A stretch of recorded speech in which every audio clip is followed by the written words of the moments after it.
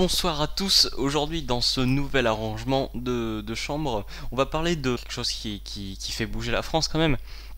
Cet événement Charlie Hebdo, un journal qui est totalement inconnu et que personne ne lit, du moins dans ma région, mais il y a des morts et du coup on s'en fout plus. Je suis surpris de la mobilisation de la France. Les médias ils ont fait vachement monter cet événement et ça a enflammé vachement les réseaux sociaux qui sont remplis d'ados sans recul qui mettent je suis Charlie, je sais pas pourquoi. Et je sais très bien que j'ai pas forcément un maximum de recul non plus, mais je me force à réfléchir alors que c'est bourré de jeunes qui ont de la compassion par effet de mode. Ils trouvent ça douloureux alors qu'il y a des gens qui meurent tous les jours, mais ça ils s'en foutent totalement en fait. Ils vont prôner la liberté d'expression, dire que ces extrémistes religions l'ont bafoué de par leurs actes parce qu'ils étaient endoctrinés dans leurs conneries. Parce que ça c'est pas musulman ça, les mecs qui reviennent d'un lieu de guerre, ils ont forcément été entraînés pour faire ce qu'ils ont fait. Et équipés aussi, les AK on les sort pas comme ça. Pour revenir sur la liberté d'expression, les réseaux sociaux disent oui la liberté d'expression c'est super important, alors que je suis sûr que la plupart des personnes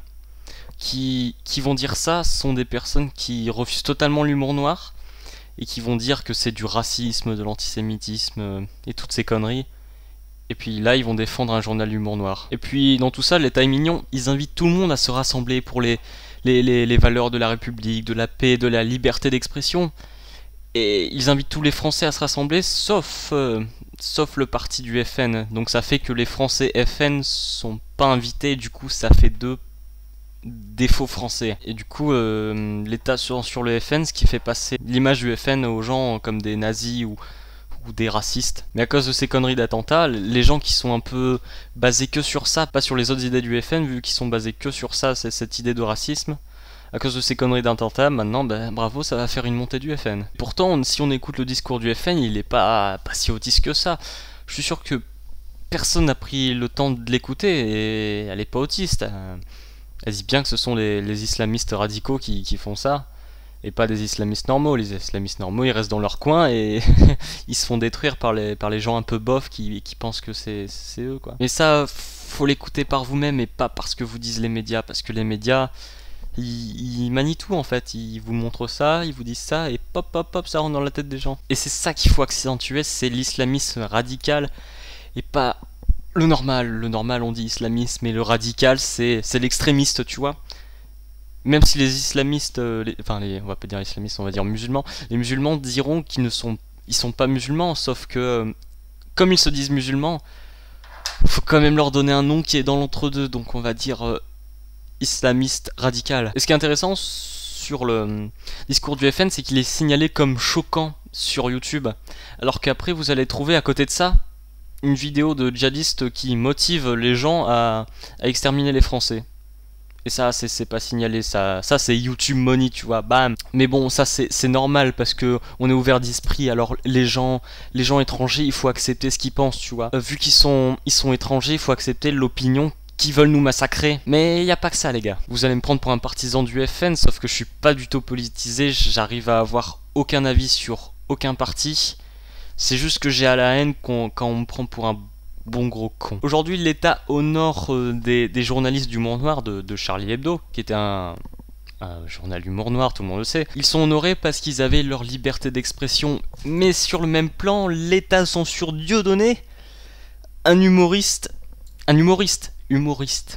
qui faisait de l'humour noir, et il est censuré parce qu'il a fait des blagues antisémites et le truc de la quenelle, mais sauf que en fait à l'origine c'est juste une blague. L'État s'encule lui-même en fait. Il dit de la liberté d'expression et quand le mec il va vouloir faire sa liberté d'expression, une quenelle.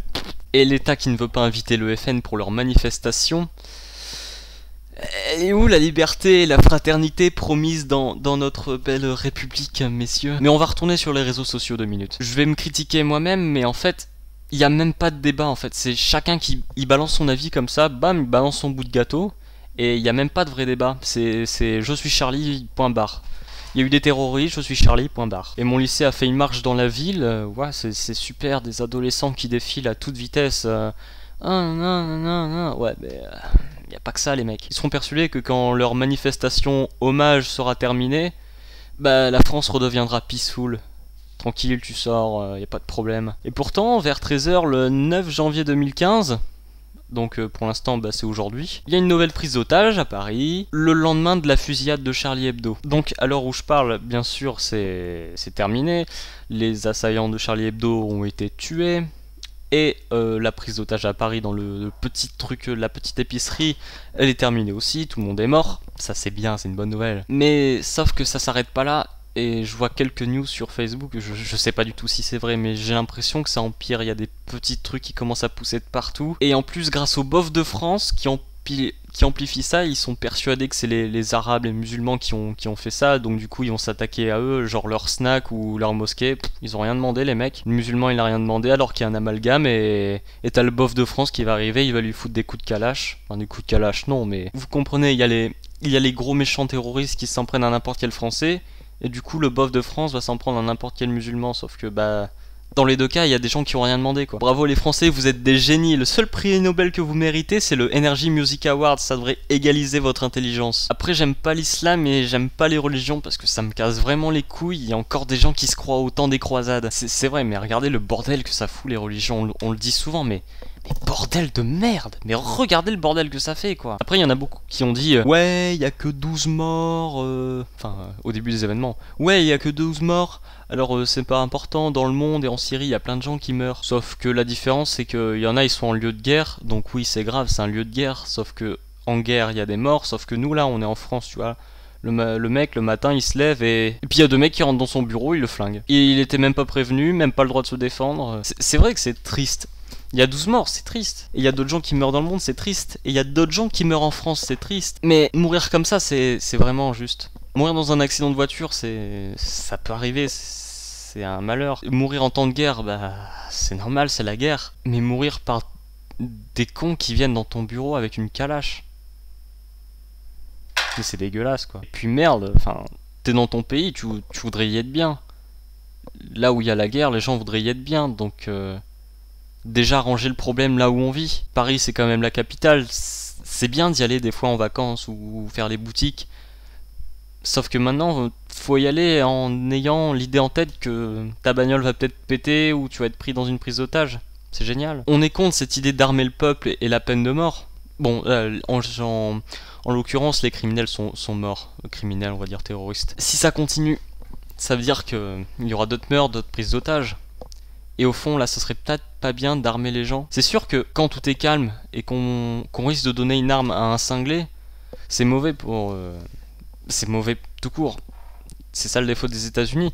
Mais quand on est dans un état de crise comme ça, ceux qui sont en dehors des grandes villes, c'est sûr que c'est assez calme, mais le mec parisien, je sais pas, si t'es à Paris, t'as la flip de sortir.